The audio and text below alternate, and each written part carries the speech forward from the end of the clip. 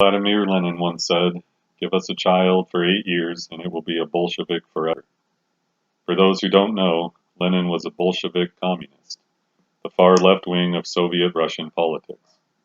Lenin was vehemently opposed to capitalism and viewed democratic socialism, yes, the same socialism that Bernie Sanders advocates today, as the first necessary step toward full-blown communism. He said, "The goal of socialism is communism." It becomes quite clear when one studies the life of Lenin that he was anything but an advocate for the people. In fact, he murdered more than 1 million people for political or religious reasons. Hundreds of thousands of Cossacks, workers, and peasants were murdered, not even to mention the millions of deaths resulting from famine due to his economic policies. The reason I go into this discussion about Lenin is to say that those same ideas, those same bloody notions that ushered in the darkest period of Soviet history, are being touted today by many in our own government in the United States. The policies of Bernie Sanders, Alexandria Ocasio-Cortez, and much of the Democrat Party today are taken direct from the playbook of Lenin. It has become the trending thing today to espouse socialism, and even outright communism, in the halls of Congress, in presidential debates and the like, and few even bat an eye.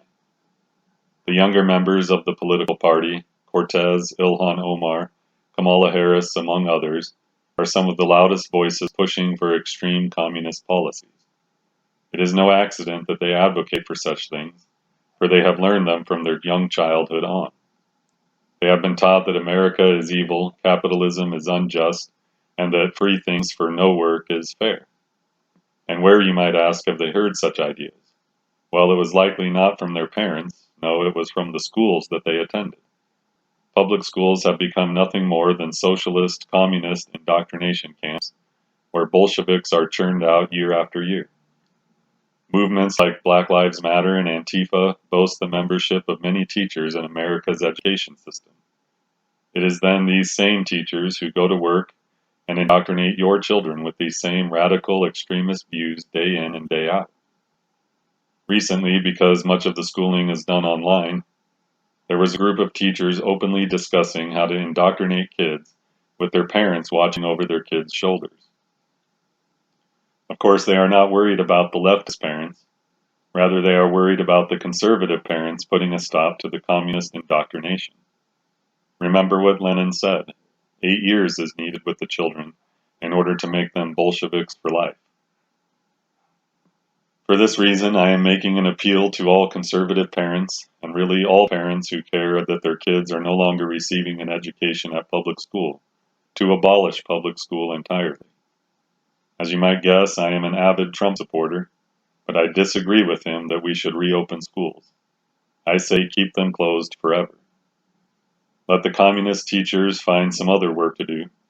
Go find a job working with your hands, in, say, the construction field, and try spewing your communist rhetoric there, and see how far you get. It is far past time that we pry our children from Lenin's hands. Many parents wonder why their children, who had a normal upbringing, even a Christian upbringing, begin to regurgitate the same left-wing Bolshevik crap that one hears from Ocasio-Cortez. Well, we are letting these sick people train our children. They indoctrinate them with their garbage for hours upon hours every day, and there is not enough time each night for the parents to undo all of it. Children are being taught gender theory, evolution as fact, that America is racist, that the founding fathers did nothing good. They ridicule those who believe in God and praise those who are woke enough to cast aside the chains of all religion. If you don't believe me that these things are happening, look into it for yourself. These are the lives of your children and the future leaders of this country.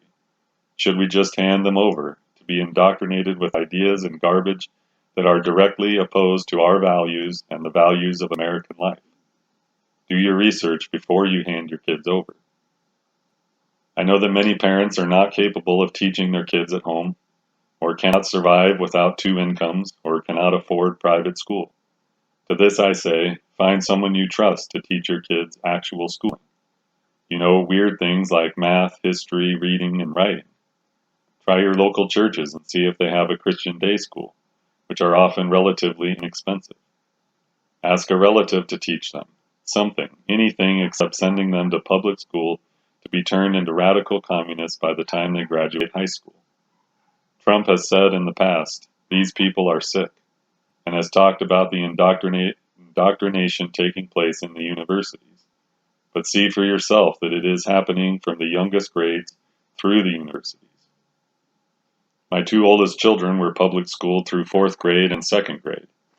The straw that broke the camel's back for me was when my older daughter came home one day and asked me who was on the dime. And I told her Franklin Roosevelt. Why? And she said that she had asked her teacher and her teacher didn't know. But my daughter could tell you anything you might want to know about kids with 2 dads or 2 moms. She could tell you about the many different genders there are and how a girl can be a boy or a boy a girl. Do you see the problem? And this was in a Midwest conservative area. We pulled our kids out of school that year, and we have homeschooled our children since, making whatever sacrifices were necessary to keep our children out of the hands of the Bolsheviks. Slowly but surely, the citizens of this country have gone from patriotic, military-backing, freedom-loving, hard-working men and women to unpatriotic, anti-military, freedom-hating, lazy men, women, and women, men.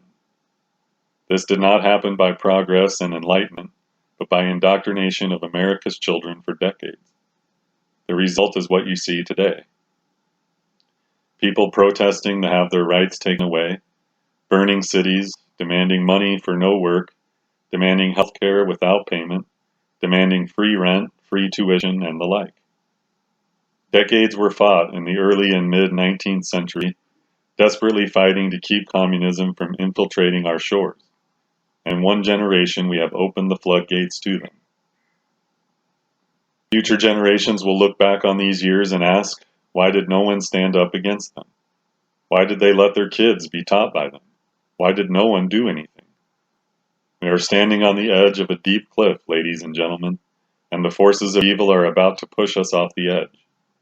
Are we going to just stand there and let them, or are we going to fight back? Are we going to do or say anything?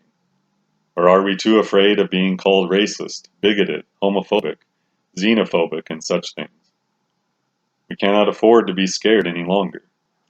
Reagan once said, "You and I have a rendezvous with destiny. We will preserve for our children this, the last best hope of man on earth, or we will sentence them to take the first step into 1,000 years of darkness. If we fail, at least let our children and our children's children say of us that we justified our brief moment here. We did all that could be done." Defund the public schools, I say. Abolish the public schools, and we might have a fighting chance.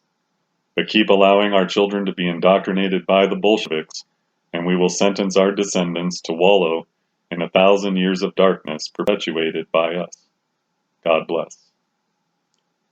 If you enjoyed this video, please subscribe for more upcoming videos on relevant subjects of our day. Like this video and share it with as many as you can.